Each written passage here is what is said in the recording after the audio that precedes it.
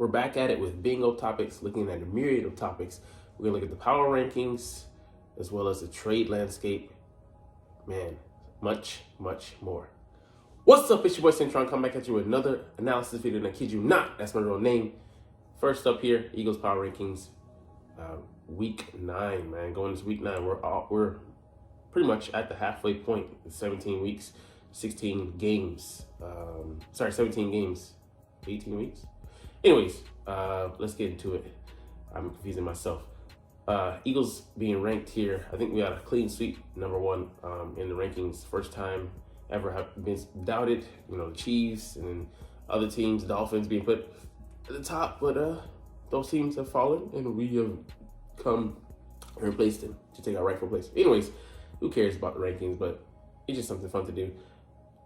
Us being ranked here, A.J. Brown being a legitimate MVP candidate, yeah, you got to put him up there with Tyreek Hill. He's on pace for to break the record. Not to break 2,000, but to break the record, which is pretty crazy, man. He's been on a tear, 6 games straight of $125 or more receiving yards, which is just, crazy. NFL record. He's now bested Megatron, who he was previously tied with the record for. So, yeah, it'd be a strong break from, the pretty much the NFL MVQB award.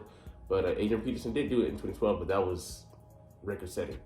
We'll see how it goes. Jalen Hurts coming off his best game, man.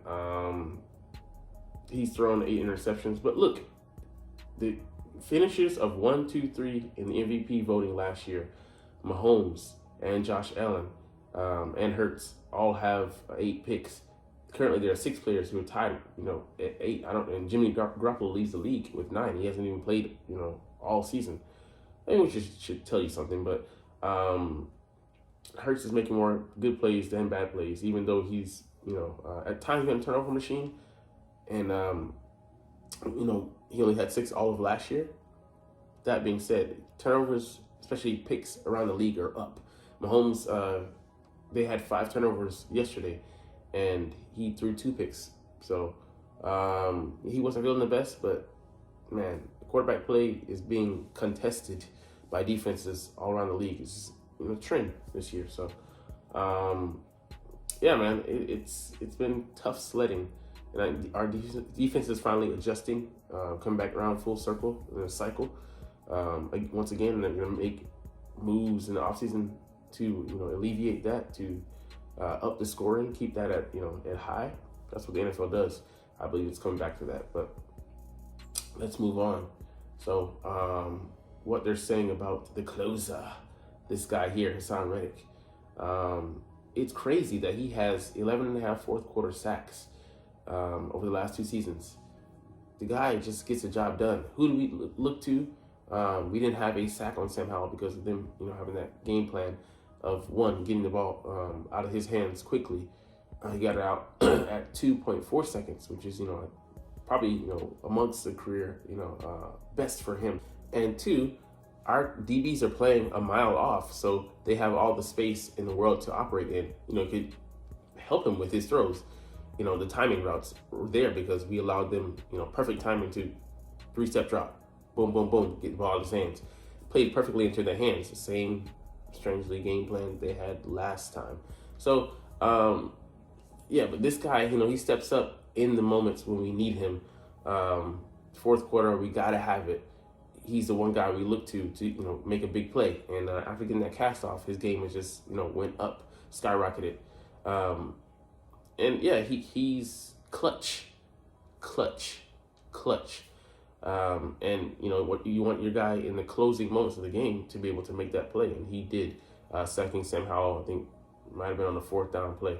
Get us off the field, get the ball back to our offense, and then we proceed to to go on and score, widen the gap, and garbage time touchdown. But we were able to hold on to that lead. So kudos to him, shout out to him. But man, this guy deserves to be paid. We'll definitely try to keep him around for a couple more seasons, but he's been elite, man, and he doesn't get the credit I feel like he deserves. He's not talked about in the same breath as a guy like Michael Parsons. He deserves it. All right, NFL hierarchy. Week 9. Let's look at a couple teams here. No, you're not doing too well. We're gonna look at our next upcoming opponent with the Dallas Cowboys. They're ranked number 2 here in the NFC. Yeah, I believe they're the number 2 team. Behind us. But it's Jekyll and Hyde. Apropos because it's around Halloween. When the Cowboys are good, they're really good. They're blowing teams out. Giants 40 points, 20-point differential versus the Jets team that we lost to and struggled against. Week 4 versus the Patriots, a game team that we struggled against, they blew out, and a team that we were struggling with first half, but they also blew out. But when they're bad, they're really bad. They lost to the Cardinals, I think 28-16, and they were struggling to beat them, and then they got absolutely demonstrated by the 49ers, 42-10. Now the Eagles, you've lost. We didn't look that bad in our loss, or our losses. We didn't look like we were fluttering. So it's crazy. Like who are you getting? And if things don't go according to their plan perfectly, they don't get great play on special teams, great play on defense, and great play on the offense. They seem to be a middling team, and these are against a bad team, but against a better team, they struggle mightily. I mean, they're not even competition. So it'll be interesting. I believe the Eagles have the edge in this game because the Cowboys haven't gone up against top tier competition and been in a dogfight. The times they have, they've lost. They got to go out and prove it. So we'll see how things shake out for them. And then there was a flurry of trades at the deadline, man. Both of these guys are now not in Washington, and they did that conveniently so after we played them. Like you couldn't do that before we played you guys, but we're all for the better for the wear having faced Fortress D-line, because one of these guys we're gonna have to face again. We're gonna face 3 times this season. Crazy. This guy here, but he's gotta be happy. He's gotta be pissed. All right, we obviously made our trades to benefit us, but Cowboys make no trades, and then it's a little middling that a guy who loves the spotlight wouldn't try to push for a move that to improve them. Some places that it could have been it could have been Derrick Henry, could have been maybe some DB help, cornerback, but they obviously felt they were good. One of our would have been future opponents, Giants, Leonard Williams gets traded to the Seahawks, so they make out like Bandits the 2nd and the 5th. I mean, I don't see, he's not an ascending player. Maybe he's a piece that Seattle thought they needed on the D-line, but maybe a new environment, he gets reinvigorated, but I don't see the plus side. He's more of just a talented guy, but a guy not playing up to his talent level at this point. Commanders trade Montez Sweat to the Bears for a 2nd-round pick. They get a good deal there. He was a former first rounder, but I think that's good pickings for them.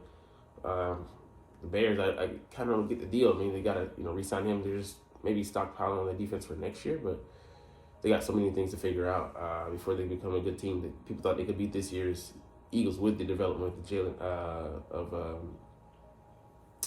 their quarterback, can't think of Justin Fields, but they haven't looked so good. All right, and the Commanders trade Chase Young to the 49ers, so we got to see him 3 times this year, and then he bolsters the 49ers line. They have now Javon Hargrave, Nick Bosa on one end, and Chase Young, as well as Eric Armstead, who's been playing decently at this point. So they have a star-studded lineup. I don't think it loses. I don't think we lose. To theirs, our front 4, but it does make the task more arduous. But that being said, the Washington Commanders get 3rd-round compensation, and he was having maybe a breakout season. I think he has 5 sacks over 6 games or so. And why would you get rid of talent? A guy who you just see what he has for the rest of the year, and then try and re-sign him. But they weren't even content to do that. They just wanted to get something for something, because a 3rd-round pick for a 1st-round pick just it's a loss. But he was trending in an upward trajectory, and you have new ownership. But it's strange that they just flat out get rid of him, telling you that the compensation was worth more than anything. They're looking to basically kind of reset that franchise and just makes them like, you know, they still got to face the Cowboys in the like the Seahawks as well. So it's like, damn, you know, y'all did that after, you know, you played us and then before you played them. So that helps the Cowboys out in their efforts. But it is what it is. Anyways, we'll get up out of here. Shorter video for me, but I love talking about the Eagles and love making these videos as always. So you're not even watching them. It's all good. We're gonna chunk the deuces, but like I said, as always, it's fly, Eagles, fly, and let's motherfucking go. Like, comment, share, and subscribe Thanks for watching. Check me out at Cintron, Cintron Anime, Cintron Life, or Cintron Laughs, or other social media.